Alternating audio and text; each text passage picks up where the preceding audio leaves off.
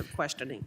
Thank you, Chairwoman Hageman. I appreciate the opportunity to be waved on to the subcommittee, and also want to thank you for calling this hearing to discuss legislation that is incredibly important to my constituents in Minnesota. Last spring, this subcommittee traveled to my district to see firsthand the impact that the well-intentioned yet broken Endangered Species Act is having on the communities that I am proud to represent. Furthermore, this subcommittee saw how the weaponization of the ESA has led to failed management of the gray wolf.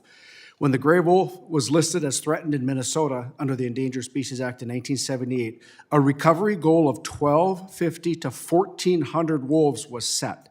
Today, according to data from the U.S. Fish and Wildlife Service and the Minnesota Department of Natural Resources, we have over 2,700 wolves in Minnesota. That's about half of the total wolves in the entire lower 48. Half of the wolves in this country are in Minnesota by the official estimates, and their population is twice as high as the goal our wildlife managers set at the species listing.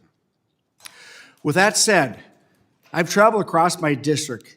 It's clear that this 2,700 wolf figure is an undercount. It is clear that there are likely hundreds, if not thousands more than what we're told. If you look at those grassroots groups, Hunters for Hunters out of Minnesota, Hunter Nation, in my mind, they're the experts in talking about this. And the reason I say this, they're out in the woods, they're in the deer stands, and they see the pack of wolves coming right below their deer stand. They see it on their game cameras. I see it almost weekly on my hunting shack cameras in northeastern Minnesota. Species were never meant to be listed under the ESA indefinitely, but that's the reality today. Since the ESA's enactment over 5 decades ago, only 2 to 3% of the species ever listed have made it off the list. As Don Young said, rest his soul, that they were never meant to be put on there permanently. He was an advocate to delist the gray wolf. The ESA has been weaponized by radical activist groups that don't want to follow the science that proves the gray wolf has recovered and should be delisted and allowed the state to manage them. Dr. Roberts, as a wildlife biologist, you've dealt with the ESA for quite some time, and not just relating to management of the gray wolf. Clearly, the ESA is not working. It's helped certain species recover, including the gray wolf, but it has also created a listing purgatory. Species simply can't seem to get off the list. Can you speak a little bit about how the ESA is supposed to work? What is supposed to happen once a listed species recovers?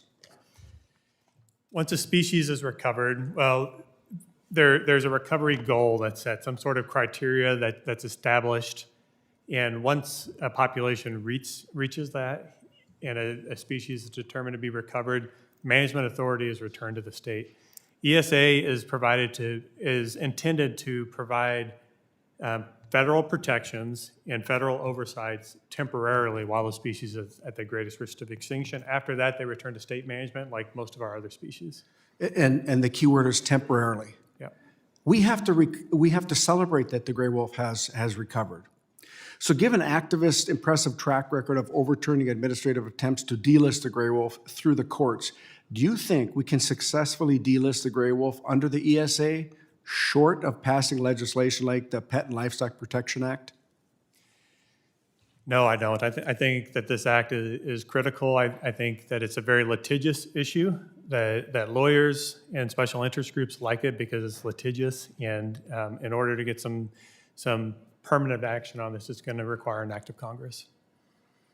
And Mr. Kariva, I appreciate your comments. I don't agree with you, but I do appreciate you coming here and giving us your opinion.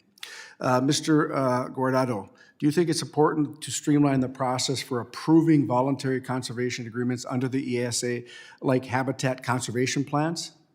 Absolutely. We have one ongoing right now that's taken over a decade to get through, despite numerous iterations, numerous scientific studies, numerous consultations, and still no incidental take permit. Thank you very much. I will tell you that we must delist the gray wolf and allow the states to manage. We're seeing the devastation, not only in our farming community, but deer hunters. There our young deer hunters are declining because they haven't seen a deer in years, and it's like golf. A good golf shot keeps you bringing back. We must honor that tradition, and I yield back. Thank you. The chair now recognizes